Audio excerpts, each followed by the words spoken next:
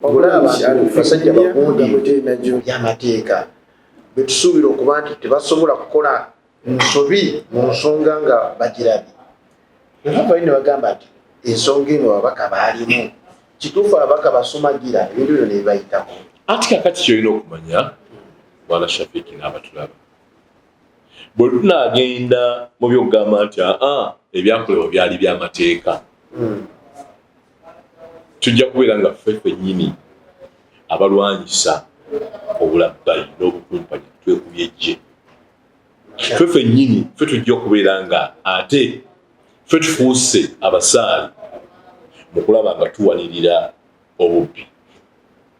Kubanga bwe tugenda mu by'amateeka, Uganda lyali ggwanga eryali lwanyisa ennyo apartheid obukabulu mu South Africa. Naye bwali mu mateeka. Aga South Africa by then bwali mu mateeka. Naye lwaki twalulwanyisanga? Kitegeera? Twalwanyisa gavumenti zonna ezaali zityoboola eddembe ly'Abannayuganda n'okubeera nga tugamba nti azitufuze bubi. Naye zaali mu mateeka. Gavumenti y'Obuti yaliwo mu mateeka mu mbeera efaana bwetyo. Kubanga buli bw'amala ne bw'aba awambye ne bw'aba akoze atya kasita amala okukkalira aba mu maki? Aba mu mateeka.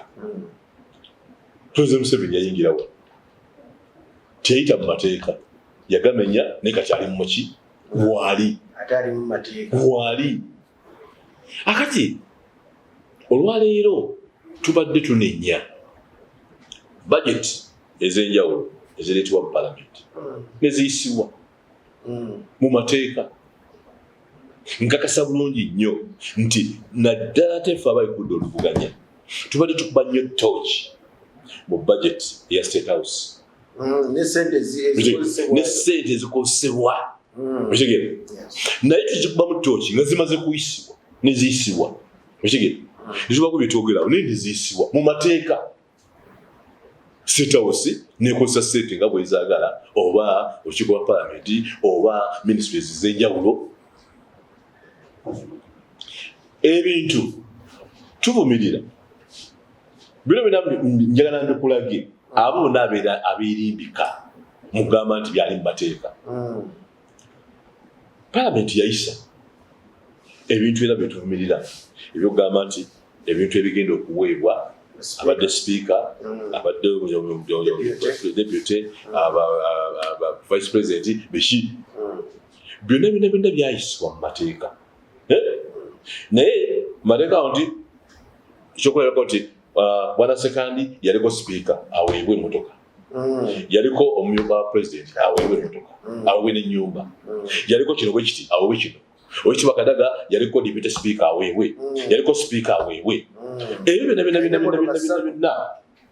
ne bisibwa mu mateeka. Naye nga tubikola mu mbeera y'Abannayuganda abeeri enkuta era ne tugamba nti nedda tubivumirira. Naye nga biri mu maki? Kakati bannaffe abagamba nti zino ssente zaayitibwa mu mateeka kiba kitegeeza tetugenda kuddamu kwogera ku nsonga yonna eyise mu palamenti. Ate abantu kye beebuuza kikino nti biri byonna byabaawo nti n'owa basipiika abo ssente kimu kitambula bulungi uzikola Hajj Abdunnoor Munyambi Shafik Lwanga nzaaliwo eno ye Fit Media wetwogera ku nsonga ez'enjawulo bingi bye tubaleetera ate twasaba okuludde programu empya. Programu eno Hajji asoose ogituula mu programu yaffe bagiyita Uganda eragawa. Twagatunuulire oluguudo Uganda lwekutte oba ovuga emmotoka otuuka gy'olaga. Lunaku lwa leero programu eno egenda kubeerangayo buli lunaku lwa kusatu, lunaku lwa kuna saa zijja kuba 11 ez'akawungeezi nga programu eno ate ebeerako ku mikutu gyonna egya Fit Media ku YouTube wamu ne ku Facebook ate ne clips zetuteeka ku mikutu nga TikTok wamu ne Instagram. Tujja bebaza mwenna ababeera naffe ate ne mutugoberera mukola ekyamaanyi nnyo ddala. Nine Tamale Henry wamu ne Zaituni Lwasambijja ku lwa Hassan Musa ataliwo olunaku olwaleero. Ine Hajji Latif Sebagala bingi bigenda okuba nga twogerako naye nga sinaba kuba nga ate mbibabuulira. Hajji saba obuuze ku munaffe. Neeyanziza nnyo Banaffe bonna mwenna aba Fit Media abatulaba abatuuliriza mu nsi yonna kubanga Fit Media sinzaga nti Uganda wabula ya nsi yonna njaba balamusaako n'ekiramuso ekikulu ennyo assalamu alaikum warahmatullahi wabarakatuh. Njagala okwebaza ennyo omukulu Shafiki wamu ne ttiimu yonna ya Fit Media olw'okunnoonyaako omulundi ogwokubiri Fit Media okubeera nti nange ngabanako ne bannayuganda mu nsi yonna ku birowoozo ebyenjawulo ebiyinza okutwala eggwanga lyaffe mu maaso. Obulamu buli bukyaki? Obulamu alhamdulillah twebaza Allah subhanahu wa ta'ala kubanga ekigambo ekisinga okuba ekikulu ennyo kya bulamu. Bw'oba tonnakitegeera bw'onoolambula ku balwadde ky'obalaba nti ffe mu Busiraamu batukubiriza nnyo okulambula abalwadde. Bw'onooba tonnaba kulwala gy'onabadde n'omu ku mukungu omunene mu byenfuna naŋŋamba nti olwaleero ntunuulira abantu abatambula nga bwe baagala nga baseka nga balina obulamu obulungi. Nze ku ssente ze nnina ne mbeegomba kubanga badde yakava e Thailand omutereeza omugongo ogwo n'ebyo baamutaddemu bye baamugambye okukola ne ssente ze yafulumizza. Kati gwe bw'oba olowooza nti obugagga kulaba muntu avuga mmotoka nnene, kulaba za apartment, kulaba muntu ayina bya bugagga bingi, naye ebiyungo byebyo by'olina obugagga obulimu Allahu akbar. Allah nga yakutte ku liiso, yakutte ku kugulu, yakutte ku ki. Nolwekyo oli yagamba nti bwe ndaba omuntu atambula ng'atambula normally nendaba ssente zeefulumizza nze okubaako kati nti ntambulamuko ngamba nti alhamdulillah. Amina neyanzike ya Hajji Honorable Latif Sebagala twagala tubeere nga twogera ku nsonga bbiri. Ensonga esooka yasobola okuba ng'avaayo n'alangira nti akomawo atasobola okubeera ng'aweereza munnayuganda munnakawempe atwakuba nga tumanya ajjawa agenda kuweereza munnakampala agenda kuweereza munnakawempe ajja kuwa MP oba wa. So tugenda kuba nga twogera ku nsonga eyo. Ensonga endala tugenda kuba nga twogera ku abaka abamu ku abo abasobodde okuba nga bateekako emikono n'abo batataddeeko mikono naye gennyini wawa watunula kuba abadde mu palamenti ebisanja kumpi bina birambirira amanyi ekibeerayo amanyi nakwekyemu. So twagala tubeere nga twogera ku nsonga Hajji nga tunakuba tutuuka ku bannakawempe n'ekifo kyo ababaka bangi bavudde nga beera nga balemererwa okusalawo baguddewa ku nsonga y'okuba nga ate bajjamu bacommissioners abana omwesigo. Obaddeko mu palamenti omanyi ebintu bino engeri gyebikolebwamu kiki gwe nga gwe wawa otunula ensobi eri? Nze okusooka kwa byonna sebo nga bw'oyongedde okunyanjula naye oba tommazeeyo kaseera kano bw'onnyanjula n'otayogera nga bw'engendo okutegeka. Alhaji Latif Sebagala Sengendo owakawempe empya awo bummazeeyo awo bummazeeyo bulungi nnyo oba otegedde ani goyogera naye mu nteekateeka efaana bwetu. Kakati ensonga eno ffe nga bannakibiina kya NUP ensonga zino twazirabirawo. Mukama waffe Oweekitiibwa Pulezidenti waffe Robert Kyagulanyi Ssentamu n'olukiiko olufuzi lwa NUP ne luziraba kubanga olwaleero ekibiina kyewandibadde oyita alternative government ya NUP erina okulaga bannayuganda nti bwe kituuka ku bukumpanya bwe kituuka kubeera nti essente z'omusolo zikozesebwa mu ngeri zitegeerekeka tetucompromisinga oba tetwekiriranya. Kyova olaba nti bino bwe byasooka okugwawo abamu balowooza nti oba oliawo waliwo ennugu oba oliawo waliwo abantu be basimbyemu bakuwalana. NUP twakola ekyaffe bwe kyavaawo kino nga kimaze amuleka baze okusala bagali ga mukutu bwe gamba okuvaayo parliamentary exhibition bwe yatambula ebintu bino okulembeze ne bukikwata ng'obwa NUP ne bugamba yavunaanyizibwa ku nsonga eyo mukadde waffe mwana mpuuga kati munange kusinziira ku kino ffe mu nnono zaffe kyo tekikola era ne bamugamba nti zaayo ebyo bye wafunye bigende biyambe ate eggwanga mu nteekateeka endala so nolwekyo ensonga bwetu yali etambudde era yali etambudde bulungi naye bwe bigenze bivaayo n'abantu bongedde okwejjeereza NUP nti yali erengedde wala akati bannaffe olwaleero abavuddeyo n'ekisinde kino ekyokugamba nti nedda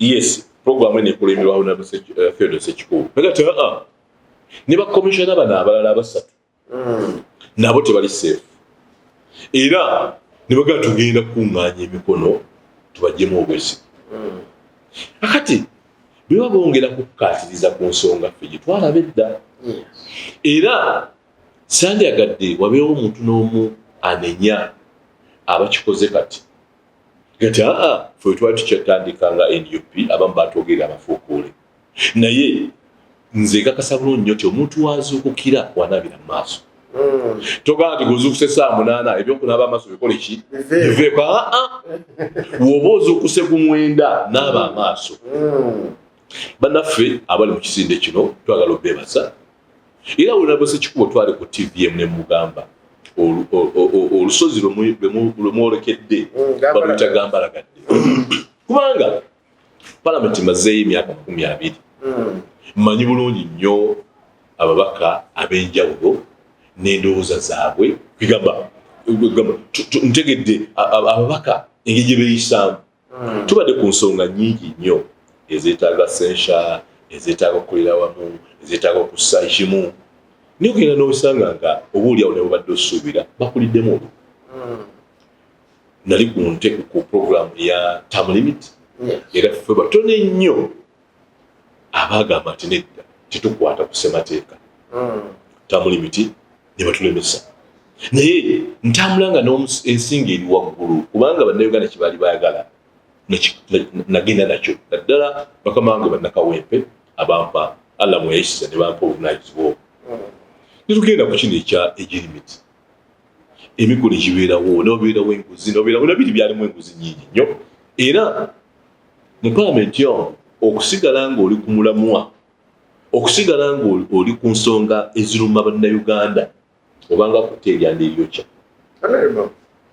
so n'olwekyo kyova olaba nti ngamba nti bangi buli palamenti mubeeramu abantu ab'ensibo abantu abasobola okuyimirirawo ku nsonga za bannayuganda nawano mwebali abagenda okuyimirira ku nsonga za bannayuganda olwo beebuuza nti buno Burundi lwaki amaanyi mukwesiza mangi ddala banna opposition okusingira ddala ekibiina kya National Unity Platform amaanyi mulaze mangi nnyo ku bingi ebize biyisibwa mu palamenti naye nga temuvaayo nze nsuubira nti ekibiina kyaffe kibiina kito kigezezzaako nnyo okulaga eggwanga nti bwe tulwanyisa enguzi ffe tetulina bwe tutya ku liiso ne bwabeera nga waffe wa munda ensonga bwebeera nga erimu ebitakwatagana na bannayuganda bye baagala tumulabula ne tumunenya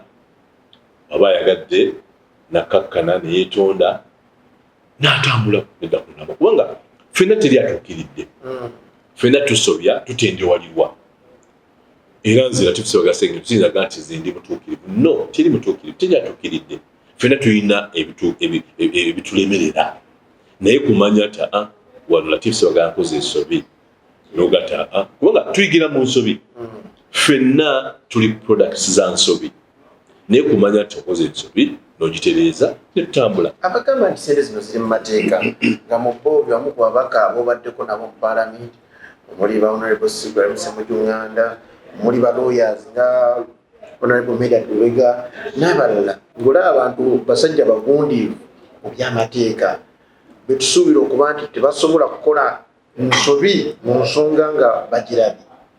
Bwe bagamba nti ensonga eno ababaka baalimu kituufu ababaka basumagira ebintu bino ne bibayitako. Ati kakati kyolina okumanya Bwana Shafiki n'abatulaba bwe tunaagenda mu byokugamba nti ebyakolebwa byali by'amateeka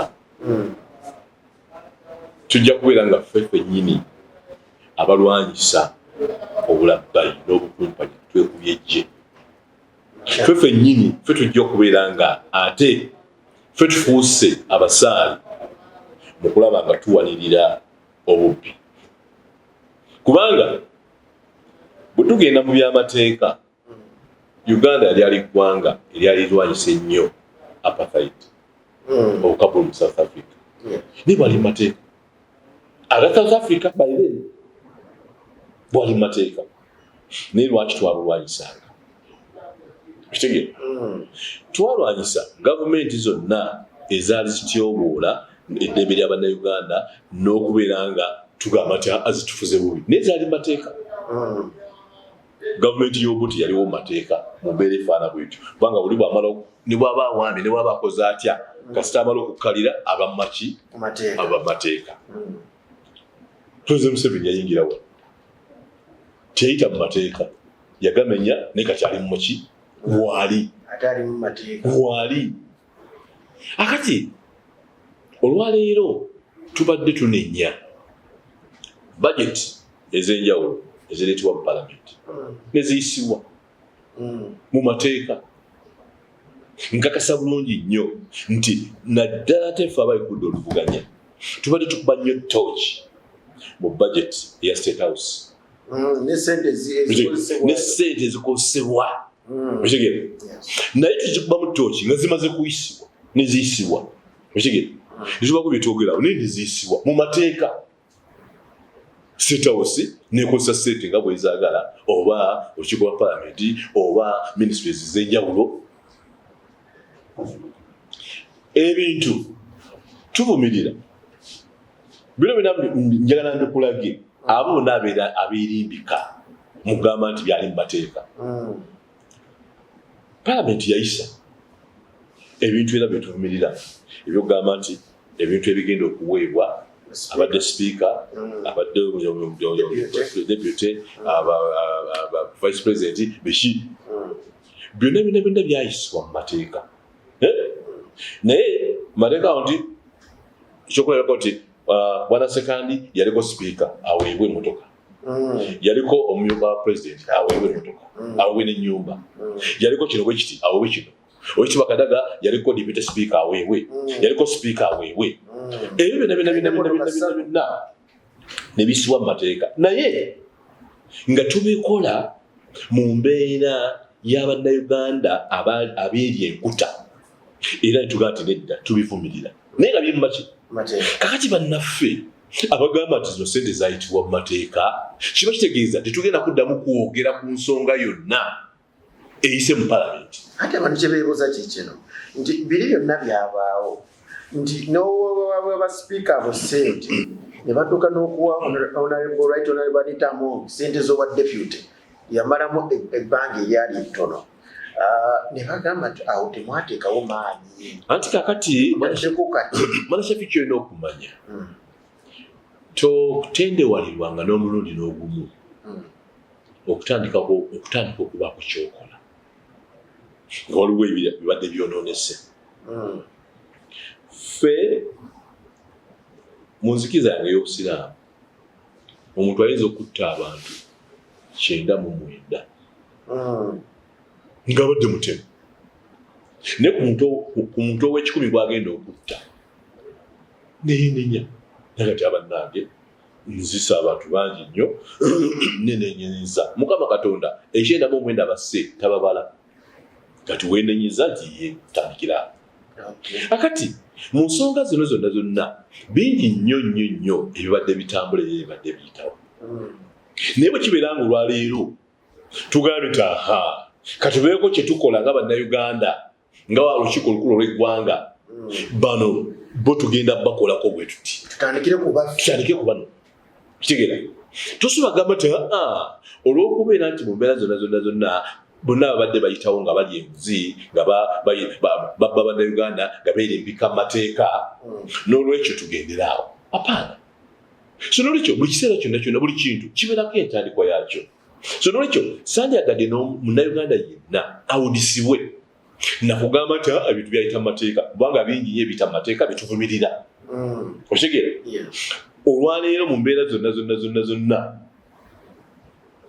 tumanyi bulungi nnyo nti akalulu kano President Museveni kati kwali mu ntebe 2021 waliwo ebitatambula bulungi okitegeera era ffe nga aba-NUP tugata ebintu ebyo tebyatambula bulungi mwatusala ensawo okitegeera naye kakati olwaleero aliwo mu mateeka ag'eggwanga naye tekiŋŋaana kwogerako ti wadde gyali mu mbeera zonna waliwo ebitakola ki ebitagatta kakati bwe weesiba mugamba nti mateeka abaffe lwaki ekintu kino kivudde olwaleero natandise n'okwewuunya bwe nalabye nga batandise n'okuyisa ku mikutu egy'enjawulo engeri sente ezo gye zaayisibwamu mugende mwetegereze ezo zimira tizaali zaddi sente ezo zaayisibwa ddi bano baweebwa ddi sente era byavaayo ddi lwaki byasooka kuba byankiso mumbeera efaanana bweti otegeera kubanga bino ebintu ebirala byonna byabasekandi ebyabasipiika ebyabaani bino ensi yonna yonna abitegeera era n'ebyogerako mu ngeri gyabikola ki gyabyogerako kubanga byategerekeka bino lwaki bitegerekese kati nga bannayuganda bamaze kukola parliamentary exhibition ey'okulaga obulyake n'obuli bw'enguzi obufumekedde mu parliament singa leader of opposition aliko naye ekiseera kye kituuka okuvaako esaka eno nemuweebwa oba akasiimo enebe tukitwale kinaaba omanyi bw'oyogera akasiimo era kyobalaba nti nalabye nga nange yagiseddunga n'abalala babadde omukolo g'amefuga nga boogera ebintu egamba muli nensekamu nebagalaga nti ebyembi bisekerwa akati ffe tuwulireyo mwowa n'obusiimo tuwulireyo mwesiima n'okwesiima neffe abaalwana tukola ki tufa tulyankuta kakati olwaleero bw'oŋŋamba nti omuntu omuwadde kasiimo amaze mu mwaka gumu amaze emyaka 2 n'okwata ssente nti ozimuwadde bannayuganda bonna embeera gye balimu nga bw'ogiraba nonga nti tujja kuba mu ngalo nti mukoze bulungi olwaleero bannayuganda ate abo bennyini agamba nti byali mateeka era nedda ebintu bino byatambula bulungi be babadde abasaale mu kuwakanya ojuga kibayita nga handshake bino abateesa abataaswa sente nyingi ez'omuzibu biki nti n'ebintu ala bingi nnyo byetuwakanya ebiri mu mateeka naye nze kinkwasa nnyo ennaku bwe ndaba bannaffe abadde ku mulamwa nga bawakanya nga balwanyisa ebintu byonna ebiri mu mateeka naye nga binyiga bannayuganda nga tubale kino bwe kizze bagati gaali mateeka so ezo ziba double standards zenalisabye bannayuganda nti ensonga bwebezze kubanga n'omuganda agamba nti n'owa omusalira omusango ogumusinga n'okola ki n'omulirirako enkukuto n'okubeera nti owuwo olina engeri gy'omukwatamu NUP tekikola anti kakati olwaleero tubadde ku mwanjo nnyo era tukyali okitegeera nze nzalirwa ngenza okuyingira mu byobufuzi nyingidde mu ludda luvuganya sinnafunako mukisa kubeerako mu ludda luli mu gavumenti kubanga ebintu ebiri mu gavumenti bino byetwagala bitereere byetulwanyisa byebinkuumidde mu opposition mu bbanga lino lina kubanga mbiraba nti byetwagala bikolebwe si we bikolebwa bitegeera akati olwaleero bwe tubeera nga tubadde ffe nga abali ku ludda oluvuganya nga tuvumirira President Yoweri Kaguta Museveni okubikkirira abooluganda abako n'ab'emikwano mu buli bw'enguzi okitegeera n'abamu ne batuuka okugamba baayigigi abavaako kibenna tugenda ne tukuba enduulu ne tugoba abali b'enguzi ne tukuba enduulu nti bannange baabo ogenda okwekanga nga basibidde mu State House nga ne geeti bagigadde nga bayingidde munda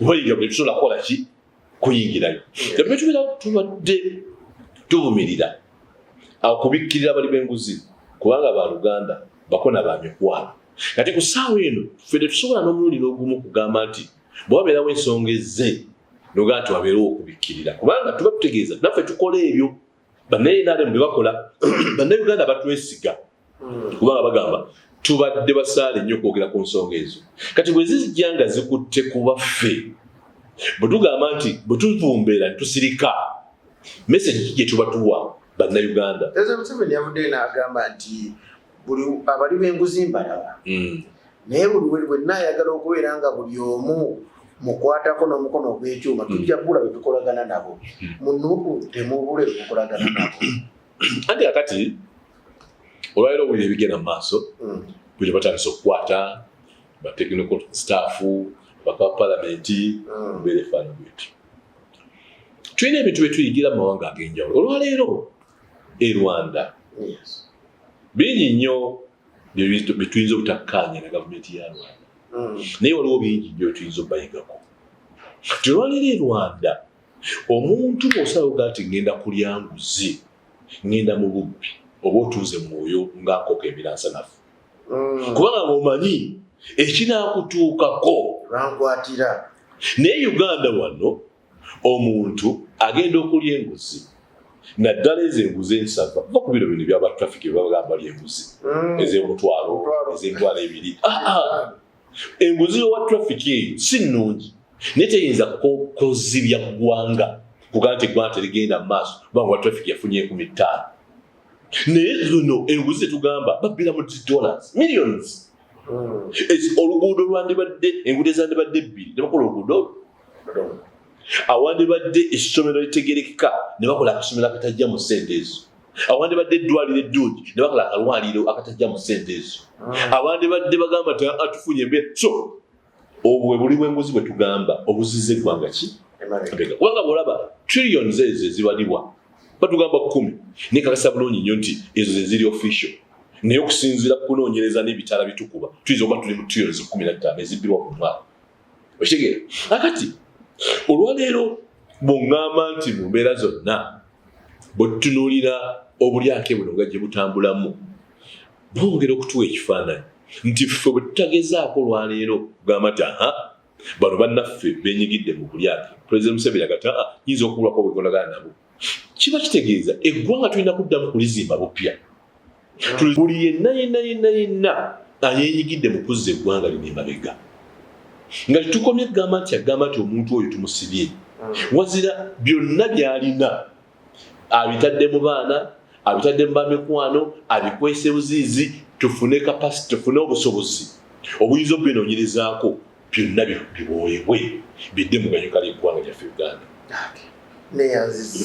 neyanzege ndine Honorable Haj Latif Sebagala owakawempe empya ensonga eyo ate ajimbulidde ndabidde ddala nga yeetaaga okuba nga tujongerako naga tunzike akatundu kano nga tumaliza bwe tuti bwe ndaba DP Blog eyabulidde NUP bwe ndaba kati Honorable Mathias Mpuuga ne Honorable Abedi Bwanika sisuubira nkyalinayo chance y'okuddamu okubalaba bwe ndaba kati nalaba Gino Bigirwa nga naye akoze Eastern Revolution Platform Eastern First so ndaba ababaka batandise okuba nga oba n'abantu ab'enjawulo abalina ku maanyi batandise okuba nga baabulira National Unity Platform mu kubaabulira embeera yonna gyendaba tewali mbeera eteekeddwawo okubazza lwaki tewaliwo mbeera yakutabaganya bantu bano na National Unity Platform wabula ekiriwo kiri kimu oba bagenda bagende haligo kati kwetugamba nti no wegibamirangira beeyina okuba nga etunuulira olwa experience gy'olina na buli kimu by'obufuzi embeera lwaki tutunuulidde nga tuwonzikaganya Kinno okutegeeza wana Shafiki n'abatulaba ku Fik Media nti enkolagana wanga ekibiina kya NUP kyazimbibwa ku maanyi g'abantu. Kyobulaba nti mukama waffe owekitiibwa President Robert Kyagulanyi Ssentamu ategeeza lunye era nga bukiri. Ffe tetuli kibiina kya byabufuzi naye tulina ekibiina ky'ebyobufuzi. Ffe tuli ba people power, maanyi gaki g'abantu. Akati amaanyi ago engeri gye gazimbibwamu mugajjukira bulungi. Nzijukira bulungi nnyo nti nze omu ku babaka Honorable Kyagulanyi maze okuwangula Paul Kechadon people power mu Parliament, nze omu ku babaka abaasooka okumukkiririzaamu nti ajja kuba n'omulamwa. Akati mu nteekateeka eyo abantu baava mu bibiina eby'enjawulo kubanga ebibiina ebyaliwo nze kati kowe ekyokulabirako naliko mu DP ebyaliyo byali bingi. Sajja kye nasembayo mu Parliament kyali kya independent. Okitegeera n'abalala baalina ebizibu byabwe mu bibiina ebyaki ebyenjawulo. Abo abajjanga mu DP block baalina ebizibu byabwe mu DP kubanza bayire nali siri mu DP block kubanga nali siri mu DP ne bajja mu mbeera zonna gye bajjamu era bajja nzikakisa bulungi nnyo naliwo ne tubaaniriza. Nzijukira nga bambadde mufu oploni ndowooza ezo ne tubaaniriza engeri gye bajjamu ne tutambulye wamu ffenna mu mbeera zonna. So n'olwekyo nze nandisuubidde nti tulina kukkakkanako kubanga tulina okumanya nti NUP kibiina okwawukanako n'ebibiina bye tubadde tumanyi ebiri traditional byonna birina kati ebitandisa okusasika. Okitegeera byonna ebitandisa okusasika kubanga kibiina kikati kyojja okuŋŋambako ekyetengeredde ku ebyo bye tukuze tulaba tekiriiwo. Okitegeera akati NUP n'ebiina ng'abantu yajja ng'abantu bayonta baagala okulaba omuntu alina emiramwa. Era njagala nkutegeeza Shafiki n'abatulabe abantu bano bonna tewawagira Honorable Robert Kyagulanyi Ssentamu ng'omuntu. Apaana bamuwagira olw'emiramwa gye bamulabamu era emiramwa gino bwe gimuvaamu be bano abantu abawagiranga Dr. Kanga Ssemwogerere be bawagiranga Besigye Nkulu Kakano Lukiza Besigye abantu abo be bawagiranga Ssebaggala. Okitegeera Hajji alagidde abantu abo be bawagira Honorable Robert Kyagulanyi Ssentamu olw'emiramwa gye bamulabamu. N'olwekyo ng'olinawo ensonga yonna nkakasa bulungi nnyo nti NUP lugirugule olugamba nti yes kubanga tebaggaliranga muntu bweru. Omuntu oluusi yeyeggalira ebweru naye NUP teggalangawo kubanga tuyingiza abapya. Okitegeera bwe tuyingiza abapya nga wegambe ffe tuli batuukirivu era osobola bulungi nnyo okugamba nti naye kange neekole ki kange neetambule oba kanzireyo okusinziira ku mbeera nga bwekola ki bwetambula. So olwekyo nkakasa nti bannaffe bonna ababadde bafunyemu okutakkaanya mukomeewo twongere okutambuza kuba kino kyekibiina kyokka ekya-NUP bannayuganda mwe balina essuubi nga n'essuubi eyo tulitadde nnyo mu Oweekitiibwa Robert Kyagulanyi Ssentamu olw'ebyo bannayuganda bye tumulabamu. Neyanzege Hajji Honorable Latif Ssebaggala Sseŋŋendo wakawempe mpya musikirize nkummulemu ate nkomewo n'ekifo kyagenda okubanga ate atwanjula olunaku lwaleero kyagenda okubanga kyamu kampumulemu nziki